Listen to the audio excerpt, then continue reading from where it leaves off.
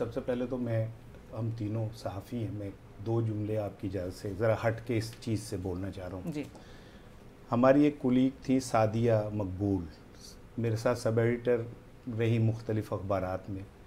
کل رات جب وہ اپنے گھر گئی ہیں تو کسی نوک کی وہ باہر نکلی ہیں تو ان سے پرس چھیننے کی کوشش کی، اس کے چہرے پہ انہوں نے کچھ چیز پھینکی تو وہ بھاگ گئے لے کے پرس، اور وہ لڑکی رات کو دہشت سے ہارٹ اٹیک اور مر گئی.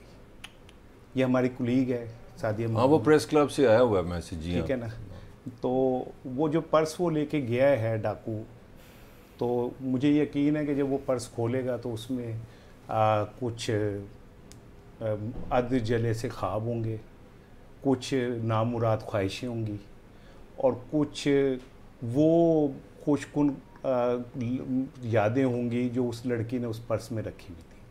تو میں اس ڈاکو سے کہوں گا کہ جب وہ پرس کھولے تو یہ اپنی ماں اور بہن کا چہرہ سامنے رکھے، جس تیری ایک حرکت سے ایک بندے کی جان چلی گئی. بڑی معصوم سی تھی. یہ بات میں اس لیے بھی کر رہا ہوں، میں یہ بات اس لیے بھی کر رہا ہوں کہ جب آپ ڈاکوؤں کو کھلی چھوٹ دے دیں گے نا زنیرہ جی، اور لوگوں کو امان نہیں ملے گی، اور یہ کانسیپٹ معاشرے میں بن جائے گا کہ ہم کچھ بھی کر لیں ہمارا کوئی کچھ نہیں بگاڑ سکتا، تو پھر جنگل کا قانون بن جاتا ہے. ٹھیک ہے. یہ آڈیو لیکس بھی جنگل کے قانون کی ایک نشانی ہے. ٹھیک ہے نا. جس میں نہ کوئی اخلاقیات میٹر کرتی ہے، نہ جس میں کوئی قانون اور آئین میٹر کرتا ہے، نہ لوگوں کی پرائیویسی اور ذاتی زندگی جو ہے وہ میٹر کرتی ہے. کیا ہم اب اس اخلاقی طور پہ اس سطح پہ گر چکے ہیں کہ اب ہمیں اس طرح کی چیزوں کے سہارے لینے پڑتے ہیں؟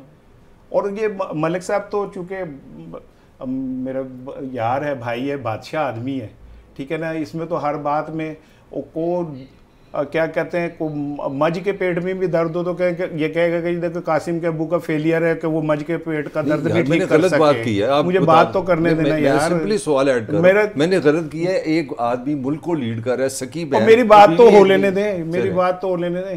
جب مریم اور حمزہ آپس میں بات چیت نہیں کرتے تو جو تمہارا لیڈر ان کے سر کے اوپر بیٹھا ہوتا ہے، جا کے تھوڑا اخلاقیات کا سبق ادھر بھی دے دو. ٹھیک ہے نا. وہ ایک بندہ جیل میں کہ نہیں جی اس نند اور بھابھیوں کی صلح بڑی اچھی. تم کیا کوئی یہ سٹار پلس کا ڈرامہ چلا رہے ہو سیاست میں؟ ڈرامہ تو ہی لگا بنا ہوا. اور اگر یہ ڈرامہ چلا رہے ہو ملک صاحب تو اس وقت سے ڈریں جب ساس اور بہو کی چیزیں سامنے آئیں گی. لوگوں کے گھروں میں چاتیاں نہ ماریں. اچھا. ہم پھر جب ساس اور بہو کی چیزیں آئیں گی نا تو بڑا رفڑ پڑ جائے گا.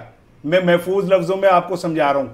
تو اس سیاست کو سیاست رہنے دیں، غلاظت مت بنائیں کہ اب آپ بھائی یہ نیچرل ہے. آپ مجھے بتا رہی تھی اپنی بھابھی کا کہ آپ انہیں چھیڑتی رہتی ہیں، تنگ کرتی ہیں. بھائی ایک نیچرل بات ہے نا. ٹھیک ہے. اور وہ علیمہ خان نے کتنے بڑے پن کا مظاہرہ کیا. پرسنل میٹر ہے اس فیملی. علیمہ خان نے کتنا بڑے پن کا مظاہرہ کیا جب ان سے سوال کیا تو انہوں نے کہا نہیں جی چھوڑیں ہمارے ذاتی مسئلہ. اور ایک بات تو مجھے اس آڈیو سے ایک بات آپ کو سمجھ نہیں ہے، باریک میسج کیا گیا پی ٹی آئی کے ورکر کے کہ بوشا بی بی کہہ لگا رہی تھی. اس کا مطلب ہے ان کو کوئی ٹینشن نہیں ہے کسی چیز کی. آپ اس آڈیو کو سنیں، وہ ہنس رہی ہیں. She was pretty normal ہنس رہی تھی. کوئی تو اس کا مطلب یہ کہ جڑا تسی روز اتھے اس پروگرام میں بیٹھ کے ایک بناتے ہو نا کہ پتہ نہیں وہ کیا ہو گیا ہے، طوفان سر پہ آنے والا ہے اور سونامی آپ جیب سے نکال کے ان کے اوپر پھینک دیں گے. ٹھیک ہے نا. وہ جیسے کچھ لوگ نون میں سے شیم نکالنے کی کوشش کرتے تھے، یہ کیا نکال رہے ہیں؟ یہ سونامی جیب سے نکال کے نا کہنے چھو ایسے کر کے پھینک دیں گے. لیکن بھائی اس کی آواز سے تو مجھے بوشا بی بی کے لگ رہا ہے جیسے انہوں کو کسی گل کی پرواہ نہیں کی. انہیں تو کوئی مسئلہ نہیں ہے، ہنس رہی ہے، بول رہی ہے. سو میں یہ سمجھتا ہوں کہ بھائی یہ رشتے بڑے نازک اور احترام والے ہوتے ہیں، ان کو نہ چھیڑیں. ابھی آپ نے ایک جملہ پھر اس کے بعد ابھی آپ نے غلطی سے آپ کے منہ سے اخلاقیات کا لفظ نکل گیا تو میں بڑا پریشان ہوا تھا. ٹھیک ہے نا کہ آپ کو کیا ضرورت ہے ایسے لفظ کہنے کی. تو وہ تو جب یہ بولتے ہیں تو آپ کہتے ہیں شور بچا رہے ہیں. مجھے پتہ نا تقریر کرنی ہے، بچا کر ختم کرو تقریر. ٹھیک ہے میں آپ کو اپنا ٹائم. چلو میرا ٹائم سن لو.